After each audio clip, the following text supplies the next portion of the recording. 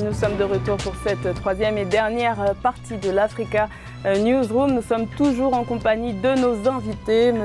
Baran Ndiaye, M. Nestor Emle et M. Abdelkarim Yacoub Koundougoumi. Et c'est l'heure du Zoom de la rédaction.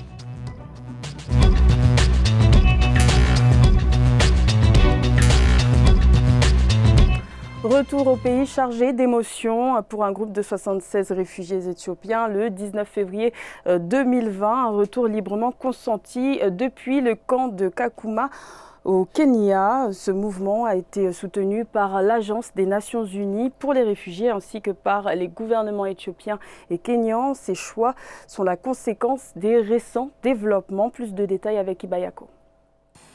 Les yeux rivés sur cet avion qui atterrit en face du camp de Kakuma au Kenya. Pour ces 76 réfugiés éthiopiens, c'est un retour à la patrie qui se concrétise. La joie se lit sur leurs visages puisqu'ils retrouveront dans quelques heures leur famille après plusieurs années d'exil. Il s'agit du premier grand programme de rapatriement volontaire de réfugiés éthiopiens dans le pays. Plus de la moitié des participants au programme sont des femmes et des jeunes filles. Certaines sont même nées ici à Kakuma. Je suis venue ici en 2009. J'étais très jeune. Je ne savais ni écrire ni lire. C'est pour cela que je suis venue ici, au Kenya. Même le Kenya était bon pour nous. Je ne peux donc pas oublier le Kenya, mais je rentre chez moi. Ce mouvement, soutenu par l'Agence des Nations Unies pour les réfugiés et les gouvernements éthiopiens et kenyans, s'inscrit dans la tendance accrue de milliers de réfugiés éthiopiens de la région qui choisissent dorénavant de rentrer chez eux. Une décision motivée principalement par les nouvelles réformes politiques et économiques en cours dans leur pays.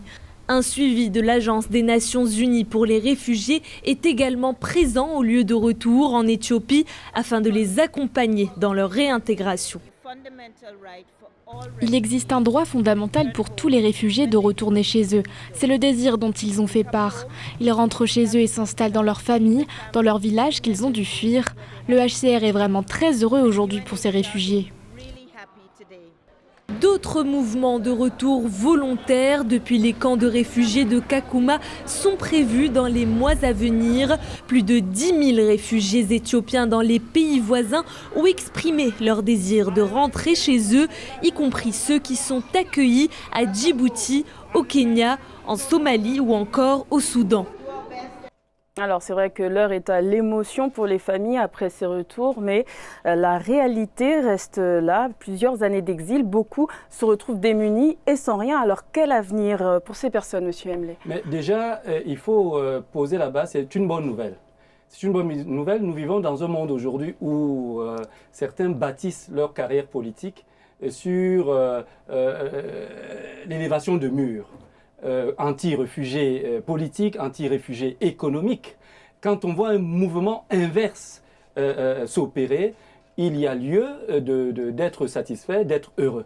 On retourne en Éthiopie, un peu au Kenya. C'est un bon point pour la modernisation de la gouvernance dans ces deux pays. Il faut le dire très clairement. Il faut encourager, soutenir ce mouvement et appeler de nos voeux qu'il fasse école dans beaucoup d'autres pays, mais qu'il soit un clin d'œil très clair vis-à-vis de ceux qui ont décidé de cibler ces réfugiés qui fuient la guerre, qui fuient la misère, qui fuient la pauvreté, qui fuient la famine, pour justement aller vers d'autres terres. Ils ne quittent pas leur pays, ils n'ont pas quitté leur pays parce que leur terre de naissance était laid. Ils quittent leur pays parce que justement, il n'y avait pas les perspectives qui pouvaient leur permettre d'y rester. De ce point de vue, vraiment, c'est... Monsieur Baran Ndiaye, quel avenir pour ces personnes? Effectivement, si vous me permettez, je parlerai un peu des causes de ce problème avant de parler d'avenir, hein, parce qu'on n'immigre pas parce qu'on a le souhait de prendre ses valises et de partir. Il y avait la guerre, la sécheresse, la famine, on va dire la misère qui les a poussés à aller dans les pays voisins, qui ont eu l'intelligence, encore une fois, solidaire de les accueillir. Moi, j'approuve, hein, parce que là, on parle de 76 personnes sur à peu près une estimation de 10 000 personnes qui sont un peu dispersées au Kenya, en Somalie, au Soudan, à Djibouti, etc. Donc, Donc leur avenir, c'est quoi? C'est des bonnes conditions d'accueil chez eux, les aider psychologiquement, de l'accompagnement psychologique, et l'HCR, je sais, ne lésine pas sur les moyens pour leur donner, on va dire, une compensation financière pour qu'ils s'installent davantage dans leur région d'origine ou dans leur région choisie. N'est-ce pas à l'État justement de faire cela? Exactement, j'allais y venir. Non seulement il y a une grande partie de responsabilité. HCR, c'est très bien. L'Organisation internationale des migrations, l'OIM, c'est très bien leur travail qu'ils ont fait. L'État doit s'impliquer, et en amont, hormis cette organisation des Nations Unies, il fallait que, pour les réfugiés, il fallait que l'UA s'implique davantage, parce qu'on sait qu'il y a des réfugiés en Éthiopie, on sait qu'il y a des réfugiés aussi en RDC, au Rwanda et un peu partout dans la sous-région. Donc le travail doit être une vision globale d'accompagnement, d'installation, de réinsertion en tout cas, dans leurs coutumes, leurs habitudes, parce qu'on a des Africains ethniques, et intégrer le tissu social de façon en tout cas à pouvoir construire un avenir avec ces jeunes qui l'ont connu malheureusement, certains sont nés que dans les pays d'accueil. Monsieur Koundougoumy, est-ce que vous pensez que l'État éthiopien a assez les moyens et assez muni justement pour recevoir ce rapatriement massif de personnes? C'est une obligation de l'État de recevoir ses citoyens. Oui, mais quelles que soient ses conditions économiques ou pas, même si c'est l'État le plus pauvre, doit obligatoirement accueillir ses citoyens. Il y a des réalités. On ne peut pas dire que les citoyens ne peuvent pas devenir des réfugiés, mais non, la question ne se pose pas. Là, ce que je dis, c'est qu'en fait, moi je suis très heureux, en fait, je ne sais pas pourquoi, je suis très content de voir cette dynamique. Pour une fois, on voit un État africain qui a réussi à se relever. L'Éthiopie vient de loin. Exactement. L'Éthiopie vient de très loin, au point que même les Éthiopiens maintenant préfèrent rentrer en Éthiopie. Tout à fait. C'est vraiment, franchement, bravo. Vous voulez rajouter? Non, je n'ai pas fini encore. Ah, vous avez Je croyais qu'il y avait un point. Ça, okay. Maintenant, ce qu'il faut faire, en fait, il faut comprendre que tous les efforts que ce gouvernement éthiopiен a déployés pour mettre fin à la guerre, pour ramener la paix, pour redynamiser l'économie avec le soutien de la communauté internationale, de l'Union africaine, des institutions régionales, sous-régionales, voilà le résultat. Ça veut dire qu'aujourd'hui, les Africains, où qu'ils soient, retourneront chez eux si les conditions de vie dignes sont réunies. Donc ça ne sert à rien, ça ne sert à rien de maintenir des réfugiés dans des camps, en les finançant, en dépensant des milliards. On va laisser la parole à monsieur. On n'accède pas au premier étage sans passer par le rez-de-chaussée. Ce programme et ce résultat n'est pas le fait du soutien de la communauté internationale. Il ne faut pas mettre la charrue avant les bœufs. Cela dénote de la volonté politique du leadership éthiopien. Non. Oui, non, attendez, je ne parle pas, je parle, il y a quand même une vision qui est portée aujourd'hui, celle d'aller vers la paix, celle de créer les conditions de la paix. Alors, est-ce que ces retours sont le fruit justement du discours du Premier ministre? Oui, il faut annoncer la couleur. Moi, je pense, oui, que c'est important d'annoncer la couleur. C'est important de manifester une volonté politique. Mais sinon, c'est-à-dire ça, mais ceux qui sont arrivés peuvent repartir. Non, je vous assure que si le fondement, si la base n'est pas politique, si la vision n'est pas portée, tout est politique. Oui, mais tout est, y compris, je dis simplement, vous ne pouvez pas mettre en avant, ce serait un échec, la communauté internationale. Et comme on laisse M. Mlé finir. Pour moi, cela doit être porté par une vision, par une volonté politique.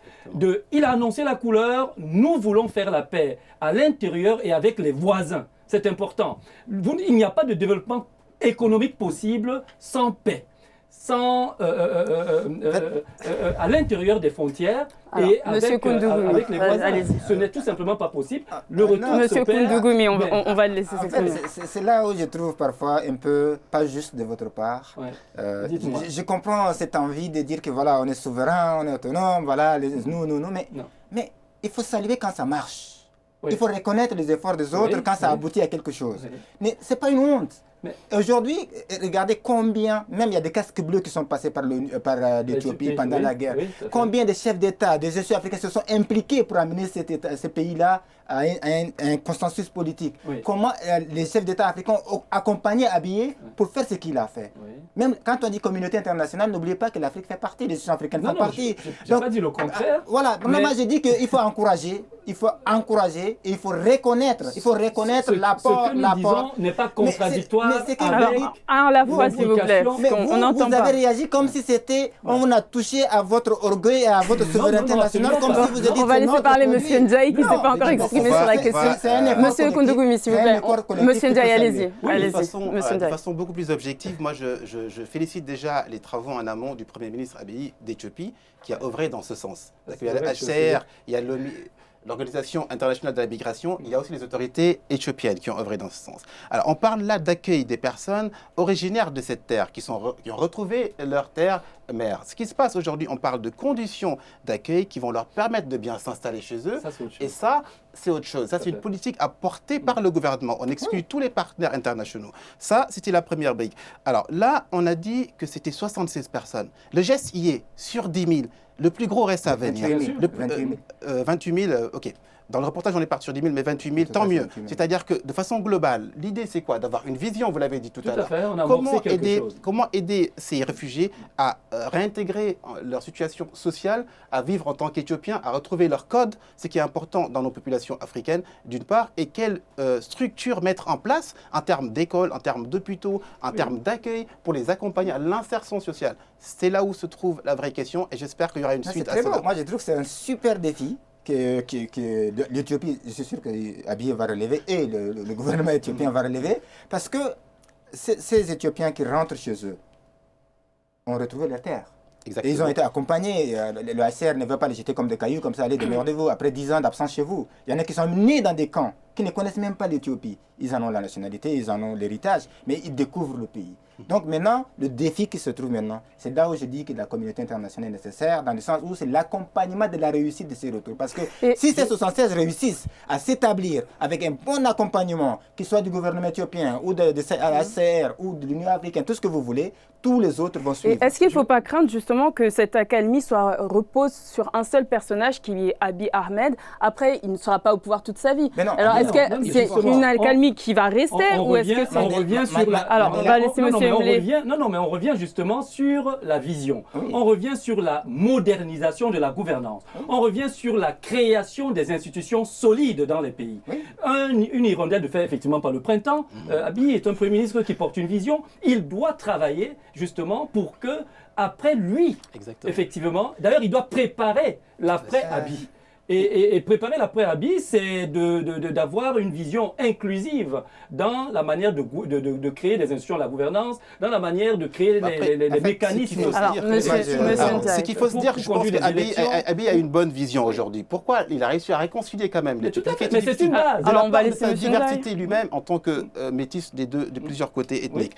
D'une part. D'autre part, en fait, ce qui se passe, c'est que j'espère, en tout cas, qu'en Afrique, les pouvoirs qui vont venir s'implémenter et s'installer ne vont pas casser toute la logique installée par leurs prédécesseurs et qu'il y aura une suite dans les actions. S'il y a une suite dans les actions, là on parle de 76, les 10 000 ou 28 000 pourront se réinsérer correctement. Se réinsérer correctement, c'est quoi? C'est-à-dire que le gouvernement doit mettre en place de fortes politiques sociales. De fortes politiques sociales sur l'éducation, sur la santé et également sur l'accueil des réfugiés. Là, on a parlé des réfugiés, mais il y a aussi 3 millions de déplacés internes dans le pays. Que fait-on pour ces populations?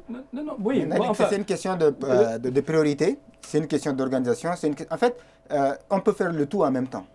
Déjà, je crois que sur le plan intérieur, M. Abiy est sur tous les fronts, comme tu dis, il essaie de stabiliser le bateau Éthiopie qui partait dans tous les sens. Ils ont stabilisé, il a réussi à sécuriser et à mettre un terme à énormément de conflits. Sur le plan sous-régional, avec le Kenya, le conflit sud-soudanais, il s'est impliqué partout. Maintenant, ils sont stabilisés. Mais maintenant qu'il a la paix, et ils ont fait la paix avec tous ces pays-là, les réfugiés sont dans ces pays-là. Maintenant, sur le plan intérieur, il y a énormément de déplacés. Et il y a pas seulement du politique, hein, c'est des déplacés climatiques. Économiques.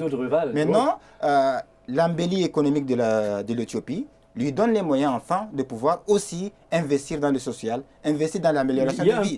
Il y a un pari qui est pris. C'est un clin d'œil fort dans le cadre de la mobilisation des opportunités. Là, on peut parler de communauté internationale. Quand vous envoyez un message fort en disant « nous créons les conditions », ne serait-ce que symbolique du retour des réfugiés extérieurs, mais également on a un chantier, celui effectivement de réinsérer éventuellement sur leur territoire d'origine les déplacés intérieurs. Vous êtes crédible pour mobiliser ce qu'on appelle, et là c'est l'expert en coopération des centres qui vous parle, vous êtes comment dirais-je, outillé pour mobiliser la solidarité de la communauté internationale. Vous êtes crédible. Donc, il était nécessaire qu'ils fassent ce qui a été fait. Le nombre est petit, mais ce n'est pas sur le nombre qu'il faut s'attarder, c'est la vision qu'il y a derrière. C'est un chantier. C'est un chantier, effectivement, c'est un chantier qui, pour moi, n'aura pas beaucoup de mal. C'est-à-dire que c'est un pari. Je pense que ce chantier pourra servir d'exemple. Je lui souhaite toute une réussite, en fait. En tout cas, personnellement, je suis touché. Pour l'Éthiopie, mais pour les pays. Pour l'Éthiopie, je parlais d'Éthiopie en premier pour rester dans le contexte, mais j'élargis jusqu'au Rwanda, à RDC. Espérons que tout ceci va se faire pour servir d'exemple, notamment au-delà, au nord de l'Afrique, en Libye, pour que nos frères se sentent bien et reviennent chez eux, et que cette politique africaine, qui est un exemple africain, puisse être suivie par d'autres États de la sous-région. Et pour conclure, on va faire un dernier tour de table. Alors, est-ce que vous pensez que l'Éthiopie a les moyens d'accueillir ces réfugiés?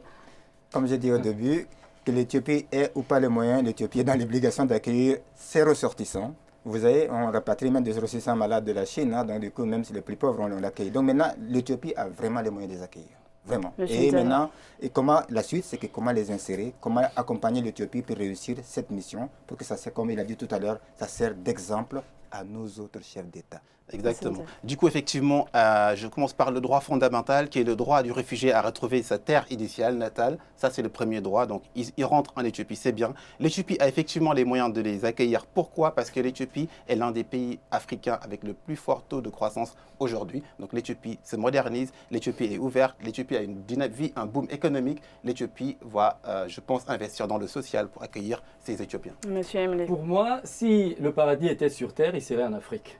Et la chose qui fait que, justement, les Africains quittent le continent, c'est pourquoi je place le politique, enfin la vision, au centre du dispositif. Les embellis économiques viennent je veux dire, c'est un autre plancher. C'est une autre séquence. La première séquence, c'est la volonté politique de créer les conditions très rapidement, parce qu'on arrive au terme. Voilà, c'est un exemple. C'est un clin d'œil très fort et l'Éthiopie a les moyens, ces petits moyens, mais on peut les démultiplier avec les concours de la région, mais également des pays plus lointains. Ce sera donc le mot de la fin, ce sera la conclusion de cette émission. Nous arrivons au terme de cette émission. Merci à nos invités de nous avoir éclairés sur ces faits d'actualité. Merci à vous de nous avoir suivis. Je vous dis à très bientôt et d'ici là, portez-vous bien.